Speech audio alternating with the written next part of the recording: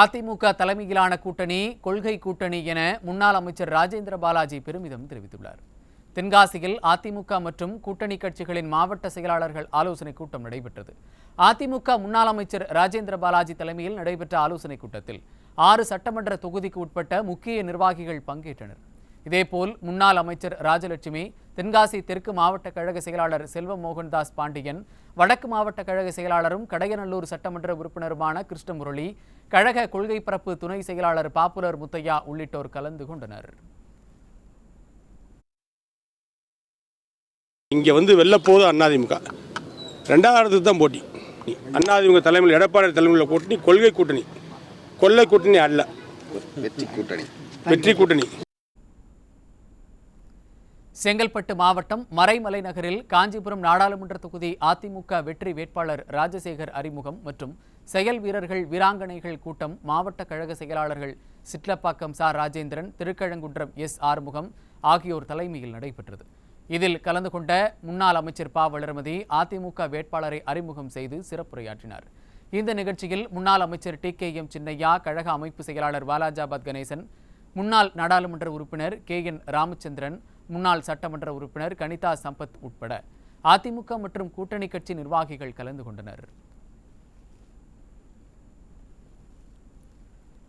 கள்ளக்குறிச்சியில் நாடாளுமன்ற தொகுதி அதிமுக வேட்பாளரின் அறிமுகம் மற்றும் செயல் வீரர்கள் ஆலோசனைக் கூட்டம் நடைபெற்றது. இதில் அதிமுக தேர்தல் பொறுப்பாளர்களான முன்னாள் அமைச்சர் மோகன், முன்னாள் சட்டமன்ற உறுப்பினர் பிரபு ஆகியோர் கலந்து கொண்டு வெற்றி வேட்பாளர் குமரகுருவை அறிமுகம் செய்து வைத்து ஆலோசனைகளை வழங்கினர். இந்த கூட்டத்தில் அதிமுக சட்டமன்ற உறுப்பினர் செந்தில்குமார் மற்றும் கழக நிர்வாகிகள் கலந்து கொண்டனர்.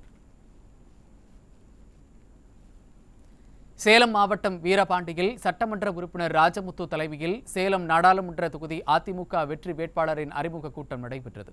இதில் சேலம் புறநகர் மாவட்ட செயலாளர் இளங்கோவன் வெற்றி வேட்பாளர் விக்னேஷை அறிமுகம் செய்து வைத்தார்.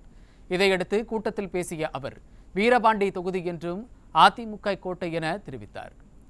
இந்த கூட்டத்தில் ஓமலூர் MLA மணி, முன்னாள் MLA மனோன்மணி உட்பட கூட்டணி கட்சி நிர்வாகிகள் கலந்து கொண்டனர். இந்த தேர்தலில் நாம் வெற்றி பெற்றே ஆக வேண்டும். அதற்காக தான் சொல்லுகிறேன், பணியாற்றுங்கள் என்று சொல்லி இருந்தாலும் நீங்க சிறப்பாக பணியாற்றக்கூடியவர்கள், நான் மாறுபட்ட கருத்து கிடையாது.